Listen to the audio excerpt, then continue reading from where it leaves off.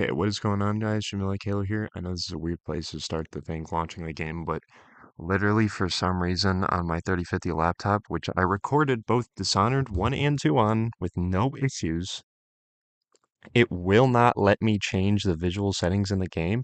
And if I try to open the Windows menu while in the game, it will just crash the game as well. Open visuals menu, crashes the game. So I can't change any of the settings. I have no idea what they are. I tried to verify and repair in the Windows settings. I don't know, but as long as I can actually record the game and it runs well enough, that's fine. I'm trying my best. Dishonored 1 and 2, which is on the exact same Void engine as this game, are totally fine, so I have no idea why this is suddenly a problem. I don't know if it's my computer or just the game. It was totally fine when I played it on my 3060 as well, so it's not just the PC port in this version of it, because I was able to change everything normally. My 3050, I don't know, it's having a seizure or something. Just does not like this game. But anyway, so Dishonored Death the Outsider into actual video itself. I'm just gonna load us in the first mission here. It's basically a Dishonored 2 DLC turned into a full game. So there's only like 3 or 4 missions from what I remember. Um, they're all really good, and it's more like Dishonored 2, as you can tell, is in the same engine and everything like that. And like the stuff you do in the game is very much in line with what you do in Dishonored 1 and 2. So it's definitely like a third Dishonored game for sure. It's just, it's not nearly as long as Dishonored 1 or 2, which aren't even that long of games as is.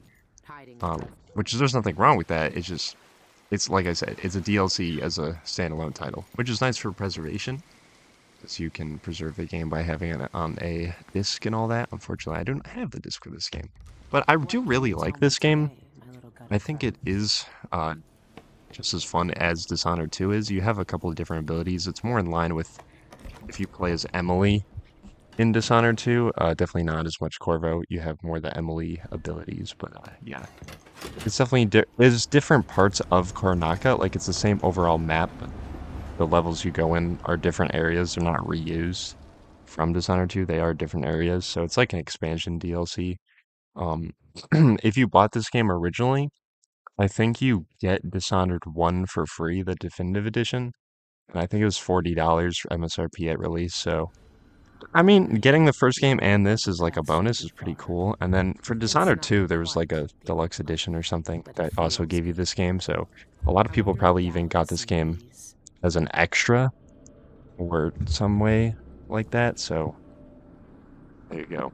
Can't really complain. But like I said, actually good, even if it's just kind of a DLC.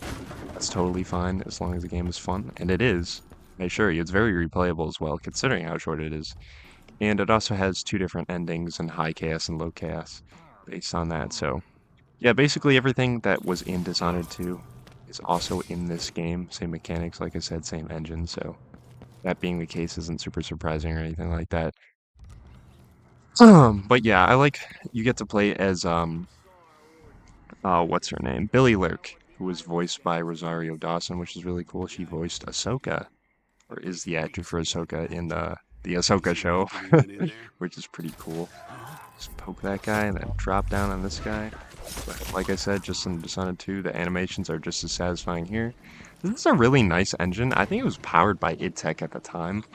They don't use this engine at all anymore. I think it did have some problems, as you can see. Me launching the game, trying to change stuff, had issues, so it was probably best they left it behind. Hopefully, whatever the new Dishonored game is on, it's still on a version of id Tech. That would be great. But I guess we'll see. I don't know if this person's hostile or not, so I'm just gonna drag them away here. Once again, amazing mechanic. But yeah, like I said, I don't really know what to say about this game in particular. It just ends the story. It is kind of like an end to a trilogy, even though, like I said, this game isn't really a third game. It's more of like a DLC. It does actually wrap up the story from the first and second games with the Outsider, as hence the name, Death of the Outsider. That's actually not the canon ending. The canon ending is saving him, I'm pretty sure, in low chaos. But yeah, it's really great. Same mechanics, same type of stealth gameplay that you know and love from Dishonored in first person. Got all you get the abilities as you go along with the Outsider. You can refuse his gift just like 2, I think, to get an achievement for that. But yeah, all the missions are really fun. I like this game a lot. I do replay it just as much as 1 and 2. It's like it's like when you play Metroid Prime 1, you're gonna play 2 and 3. So overall, really good game. Highly recommend checking it out. It's also on Game Pass. I thought I had it through GOG, but apparently I didn't. And yeah, overall, really recommend it. If you have the chance to play it, if you like the other Dishonored games, it's definitely, you know, like I said, just as high quality as those other ones. Hopefully one day we will finally get our Dishonored 4. We can't leave it off here.